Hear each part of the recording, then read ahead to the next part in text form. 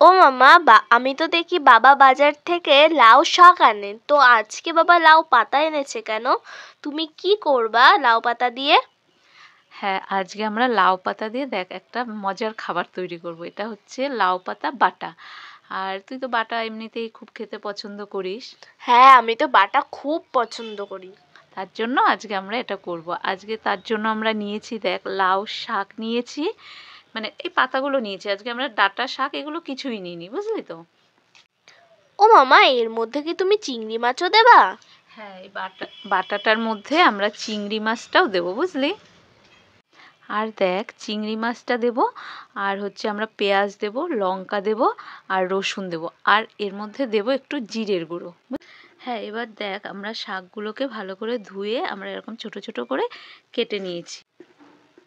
আর এদিকে আমরা চিংড়ি মাছগুলোকে ভালো করে খুঁটে ধুয়ে নিয়েছি, আর পেঁয়াজটাকে কেটে নিয়েছি, রসুনটাকেও ধুয়ে নিয়েছি, লঙ্কাটাকেও ভালো করে ধুয়ে। এবার কি করব বলতো, এগুলোকে আমরা সব মিক্সিতে পেস্ট করব। ঠিক, ও মা, এরপরে কি করবে?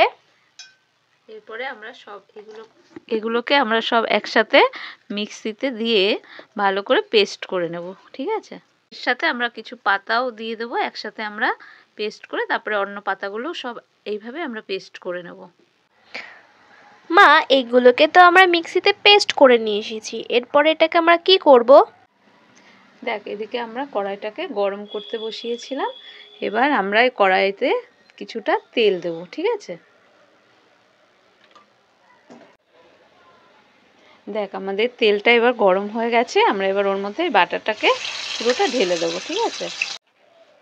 দেখ এর মধ্যে এবার আমরা স্বাদ মতো লবণ দিয়ে দেবো, পরিমাণ মতো হলুদ, আর স্বাদ মতো মিষ্টি দেবো। যে যেরকম মিষ্টি খেতে পছন্দ করে সে সেরকম ভাবে মিষ্টি দিয়ে নেবে, ঠিক আছে।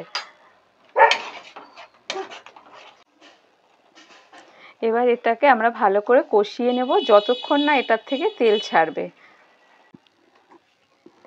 আমাদের লাউ পাতা বাটাটা রেডি হয়ে গেছে। এটা কিন্তু গরম ভাতের সাথে খেতে খুব ভালো লাগে।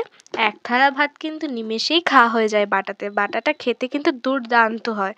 আপনারাও এরকমভাবে রান্না করবেন আর আমাকে অবশ্যই কমেন্টে জানাবেন এটা কেমন হয়েছে খেতে। যারা ইউটিউব থেকে দেখছো চ্যানেলটিকে সাবস্ক্রাইব করে লাইক কমেন্ট শেয়ার করে পাশে থাকবেন, আর যারা ফেসবুক থেকে দেখছো তারাও চ্যানেলটিকে লাইক কমেন্ট শেয়ার করে পাশে থাকবেন, আর আমাকে অবশ্যই জানাবেন এটা কেমন হয়েছে। টাটা।